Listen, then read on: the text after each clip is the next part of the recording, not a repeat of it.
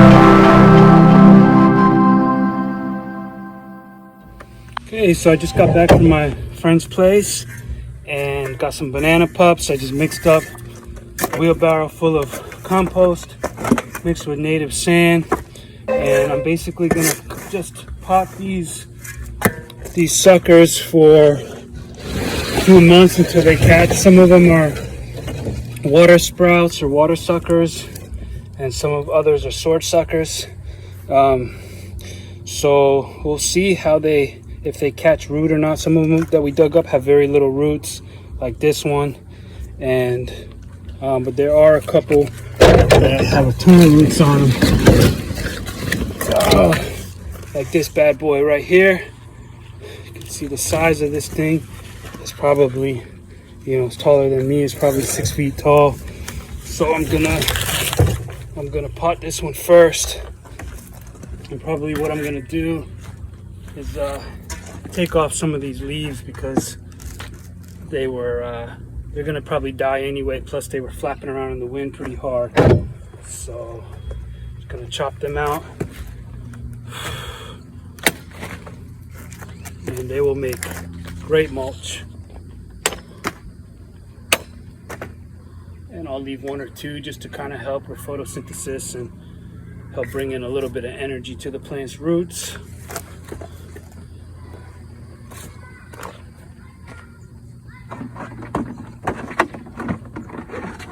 Got a nice big pot here. This is probably 15-gallon pot, maybe a 7-gallon pot, or not too sure, but it's a big pot.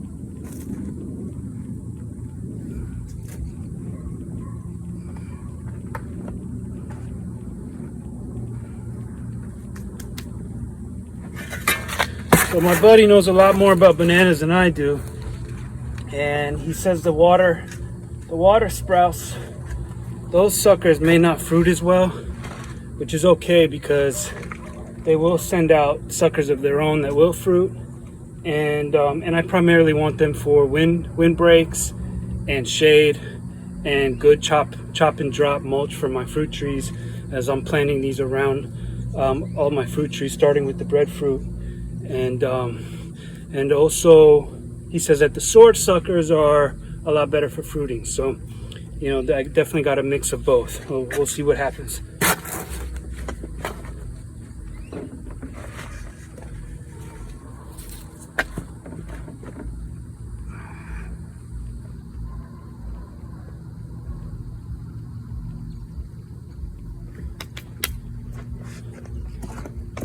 Okay, so I'm watering these. I'm gonna soak them all really good in water. And I forgot to mention that these are all Namwa bananas, and they should grow really, really tall.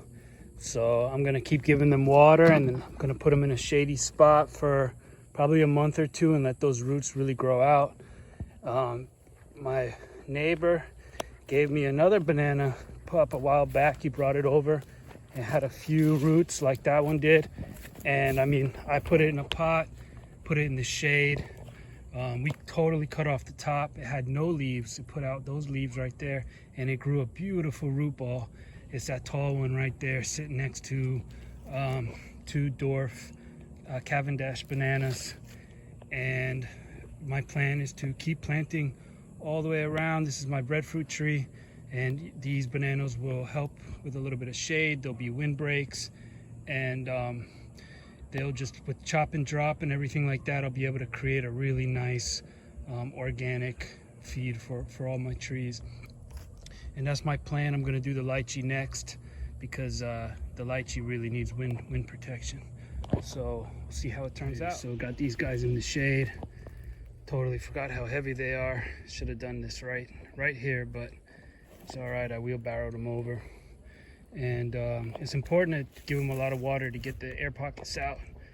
And I think it's gonna rain soon. You can see how dark and overcast it is, so they'll get plenty of water.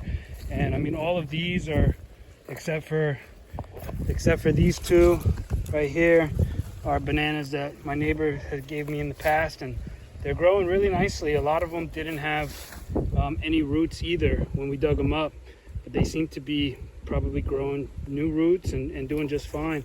Actually, all of them except for a few really tiny ones seem to do just fine. So, you know, we're pretty much done. I got some bananas. I'm gonna give them some support to help them stay upright in the strong wind, and I'm gonna go add these as mulch, my favorite part.